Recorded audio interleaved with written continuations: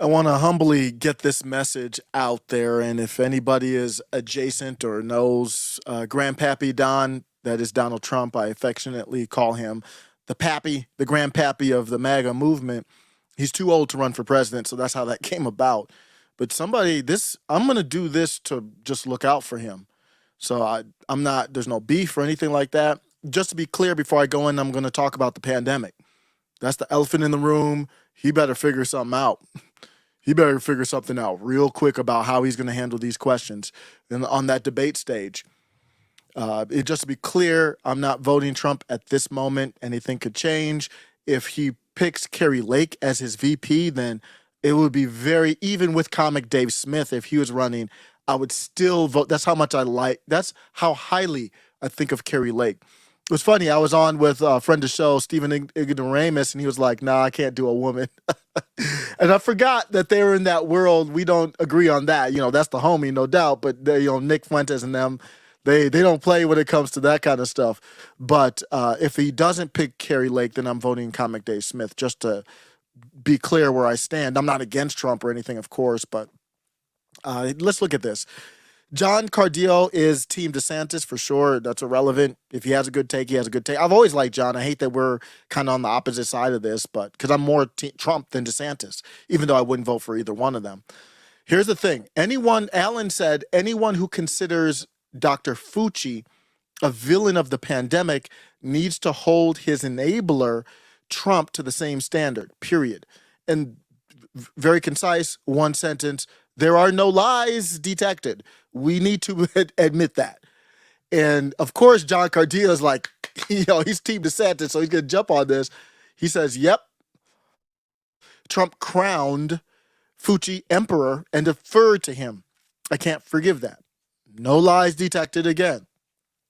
Unnudgeable says, did the media make Trump do this? Basically saying, hey, why did the media hire these people? Why did he issue commendations to Operation Warp Speed? Like, why was he all behind that? And this brought me to my take here. Trump better find a way to humble himself and admit his mistakes. Otherwise, he's going to have some trouble on that debate stage.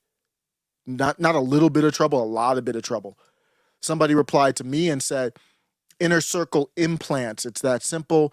Trump wasn't a dirty politician or a medical doctor. Look what happened. He couldn't trust anyone. I did a whole live. I'll probably have to break it down again because it dies after time passes, bringing up the Schedule F and the administrative state, deep state, and I can explain. I don't say I can explain things better than other people very often. I can explain what happened during the pandemic, in my opinion, way better than he can, and that's not acceptable. So I said, why is it hard for him to explain what happened? He needs to be humble and say, yeah, here's where the mistakes were made. Here's what happened. Here's what I tried to do. Here's what I will do. It's not hard. One of his biggest strengths is that he always goes on offense. But that's also one of his biggest weaknesses. Why doesn't he have a nickname for Dr. Fauci? I know that sounds silly. We're talking grown-ass men and women talking about a nickname. But answer the question. Why doesn't he have a nickname for Dr. Fauci, but he has a nickname for Ron DeSantis, Ron DeSanctimonious, but he doesn't have one for Dr. Tony Mengele? That doesn't make sense to me. And I need to hear an answer for that. And when I said, if Trump goes on offense on the topic of the pandemic, that ain't gonna work.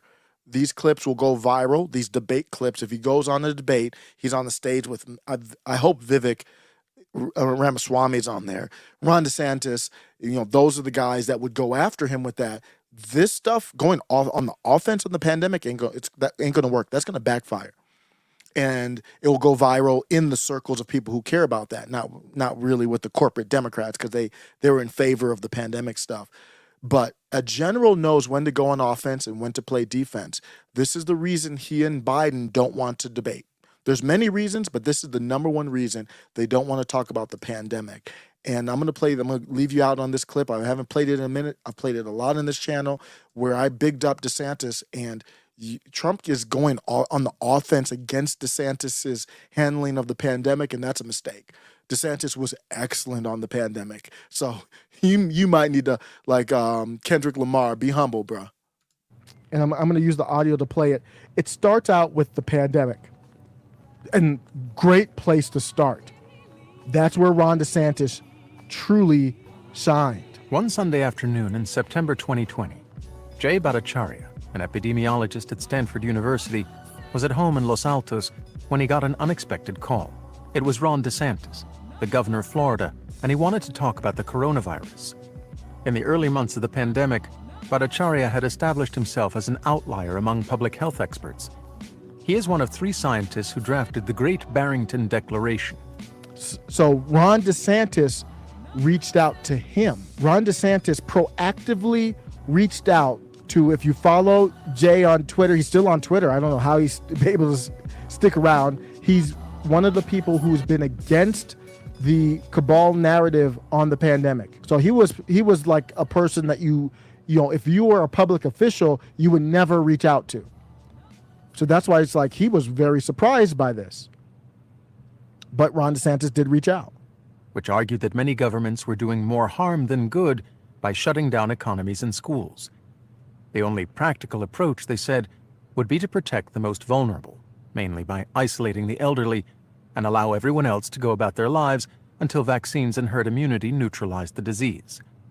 With COVID-19 killing hundreds of Americans every day, the signers of the declaration became pariahs in their profession. "I've lost friends," Bhattacharya told me. "I'm lucky to have tenure." DeSantis, young and aggressively confident, was similarly convinced that he could find a better way to handle the virus. Talking with him, Bhattacharya was surprised by his command of the research. He'd read all the medical literature, all of it, not just the abstracts, he told me. The science, though, remained unclear. Did the virus linger on surfaces? Did it travel in droplets or in a fog? And many politicians found that the most appealing solutions were the ones that fit their ideology. For DeSantis, who espouses a libertarian vision of small government and personal freedom, the ideas in the Great Barrington Declaration resonated. In his view, the government, apart from protecting the elderly and making treatments available, should do almost nothing. Talk about bars.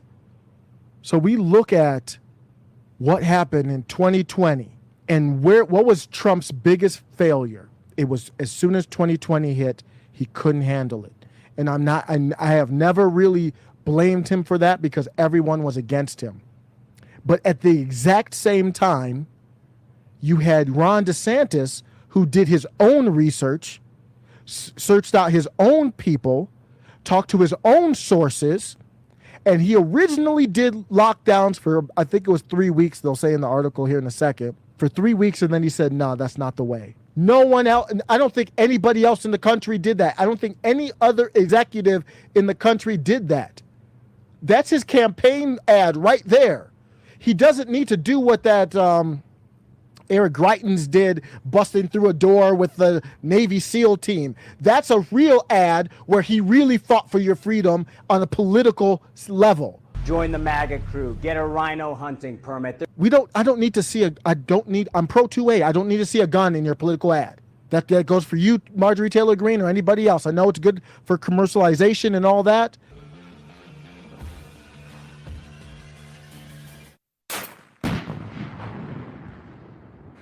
Go to the website below and sign up to win my .50 caliber gun before Joe Biden bans it. But I don't need that. What I need is proof that you would or will, or even better, have fought for freedoms. That is a guy who has on his resume, when everybody in the world was against where he was, he fought for freedom for Florida. That's why Lisa earlier in this chat was like, no, you can't have him. Yeah, we're going to need him. That's for damn sure. Initially, as the virus began spreading in Florida, DeSantis had ordered a statewide lockdown in accordance with Dr. Anthony Fauci's recommendations. 3 weeks later, he changed his mind. "We will never do any of these lockdowns again," he said. After talking to Bhattacharya, he lifted nearly all remaining restrictions on schools, government buildings, stores, restaurants, and other private businesses, and halted the enforcement of mask mandates. As the death toll mounted, he was mocked by critics as Death Santis and denounced by the mainstream press. "Any public distrust of this administration has been well earned," the Miami Herald editorial board wrote. "We can't trust the governor with our lives."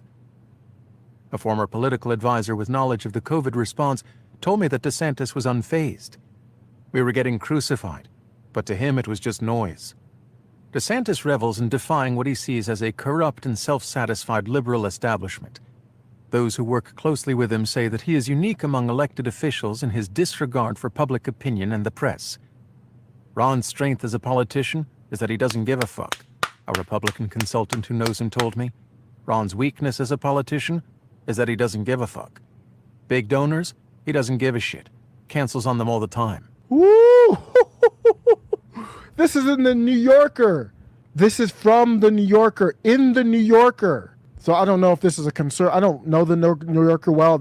I always thought they were an establishment rag. Maybe this is a conservative writer. I don't know. But as the death toll mounted, he was mocked. We all remember this. It just happened, and he was labeled as Death Santis. All this pressure from his donors and everybody. Like, you're not going along. You're taking a risk. Imagine if you just at your job, the relationship isn't boss with the federal government and the state, obviously, but it's kind of similar where it's like your boss says, no, we're all doing this. We're all locking down. And everybody in the world damn near is locking down. Trudeau and all the people who want to be president are all locking down everywhere. Abbott locked down in Texas. Everybody locked down. Italy locked down. The whole world locked down. And DeSantis was like, nah, that don't make no sense to me. That's who we want to run. That's why I'm excited. Because on this topic, he and comic Dave Smith would agree. Who else would agree? Jimmy Dore would agree. And they're all, you got left, you got libertarian, and you got, I would call him authoritarian, but I was going to call him an authoritarian libertarian. They're going to kill me for, people who value liberty would kill me for that.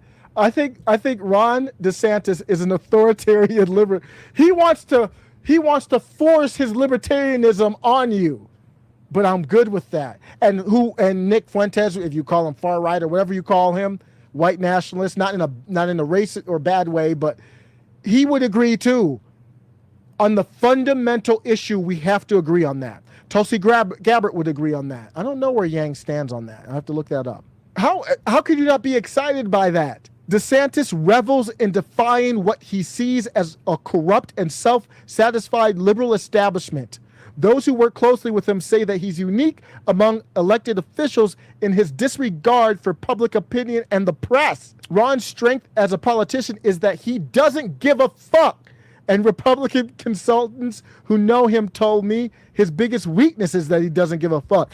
That's what we want. Big donors, he doesn't give a shit. Cancels on them all the time. So when you looked at Disney, I was like, where did this come from? It makes perfect sense now. If you look at it, he has the cojones. Remember what happened with Disney. They wanted to get into the culture wars. And Ron DeSantis says, I'm not your average politician. I'm not Donald Trump. You fuck around, you will find out. And they did real quickly. Man, this guy, there's a lot to like. That's all I'm gonna have to say. I've gone back, chatted back and forth with one of my favorite writers, editors, Cassandra McDonald, on this. And I think she's kind of shaky on him too. But I was shaky on him too. And I was like, I think we just got to go along for the ride at this point.